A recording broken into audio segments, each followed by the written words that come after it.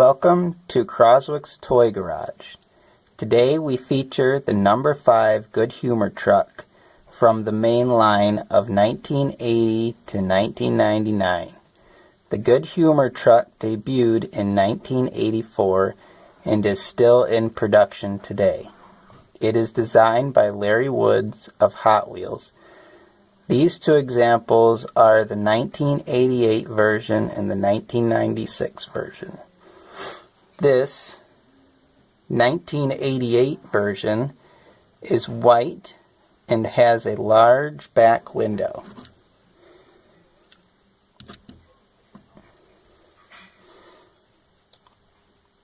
It has red, blue, and black side tampos and basic wheels. The 1996 version is also white, but has a smaller back window. And it also has red, blue, and black side tampos. This one has 5-spoke wheels. They also feature this little guy here in the window to sell you your ice cream. Thank you for watching. Hope you enjoyed, and please subscribe.